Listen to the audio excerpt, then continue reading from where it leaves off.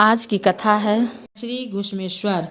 द्वादश ज्योतिर्लिंग में यह अंतिम ज्योतिर्लिंग है। इसे घुश्मेश्वर भी कहा जाता है। यह महाराष्ट्र प्रदेश में दौलताबाद से बाहर मील दूर वेरुल गांव के पास अवस्थित है। इस ज्योतिर्लिंग के विषय में पुराणों में यह कथा दी गई है। दक्षिण देश में देवगिरी पर्वत के निकट सुधर्मा नामक एक अत्यंत तेजस्वी तपोनिष्ठ ब्राह्मण रहता था। उसकी पत्नी का नाम सुदेहा था। दोनों में परस्पर बहुत प्रेम था। किसी प्रकार का कोई कष्ट उन्हें नहीं था, लेकिन उन्हें कोई संतान नहीं थी। ज्योतिष गणना से पता चला कि सुदेहा के गर्भ से संतान उत्पत्ति हो ही नहीं सकती। सुदेहा संतान की बहुत ही इच्छुक थी।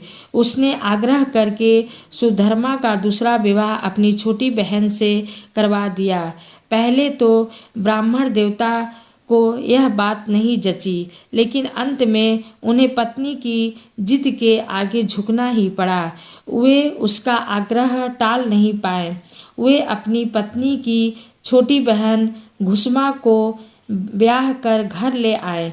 घुस्मा अत्यंत विनीत और सदाचारणी स्त्री थी। वह भगवान शिव की अनन्य भक्ता थी। प्रतिदिन 101 पार्थिव शिवलिंग बनाकर हृदय की सच्ची निष्ठा के साथ उनका पूजन करती थी। भगवान शिव जी की कृपा से थोड़े ही दिन बाद उसके गर्भ से अत्यंत सुंदर और स्वस्थ बालक ने जन्म लिया।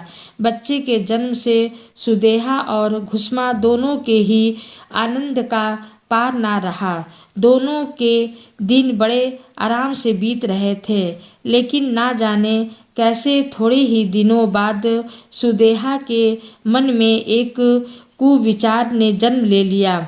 वह सोचने लगी, मेरा तो इस घर में कुछ है नहीं, सब कुछ घुस्मा का है। मेरे पति पर भी उसने अधिकार जमा लिया, संतान भी उसी की है। यह कुविचार धीरे धीरे उसके मन में बढ़ने लगा। इधर घुस्मा का वह बालक भी बड़ा हो रहा था। धीरे धीरे वह जवान हो गया। उसका विवाह भी हो गया।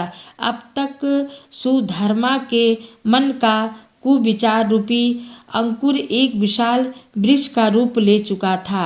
अंततः एक दिन उसने घुस्मा के युवा पुत्र को रात में सोते समय मार डाला। उसके शव को ले जाकर उसने उसी तालाब में फेंक दिया जिसमें घुस्मा प्रतिदिन पार्थिव शिवलिंग को फेंका करती थी। सुबह होते ही सबको इस बात का पता लगा।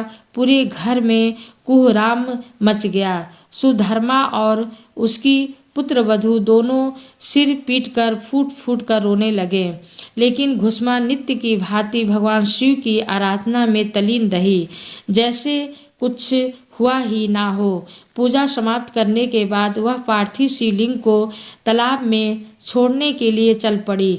जब वह तालाब से लौटने लगी, उसी समय उसका प्यारा लाल तालाब के भीतर से निकलकर आता हुआ दिखलाई पड़ा। वह सदा की भांति आकर घुस्मा के चरणों पर गिर पड़ा, जैसे कहीं आसपास से ही घूम कर आ रहा हो। इसी समय भगवान शिव भी वहां प्रकट होकर घुस्मा से वर मांगने को कहने लगे। वह सुदेहा की घिनौनी करतूत से अत्यंत क्रोध हो उठे थे। अपने त्रिशूल द्वारा उसका गला काटने का उद्धत दिखलाई दे रहे थे। घुस्मा ने हाथ जोड़कर भगवान शिव से कहा, प्रभु, यदि आप मुझ पर प्रसन्न हैं तो मेरी उस अभागिन बहन को क्षमा कर दें। निश्चित ही उसने अत्यंत जघन्य पाप किया है, किंतु आपकी दया से मुझे मेरा पुत्र वापस मिल गया। अब आप उसे क्षमा करें। और प्रभु, मेरी यह प्रार्थना और है, लोक कल्याण के लिए आप इस स्थान पर सदा श्रद्धा के लिए निवास करें। भगवान शिव ने उसकी ये दोनों बातें स्वीकार कर ली। ज्योतिर्लिंग के रूप में प्रकट होकर वह वहीं निवास करने लगे।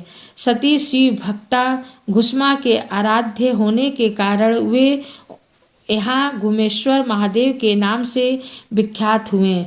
घुमेश्वर ज्योतिर्लिंग की महिमा पुराणों में बहुत विस्तार से वर्णित की गई है। इनका दर्शन लोक परलोक दोनों के लिए अमोघ फलदायी है। धन्यवाद।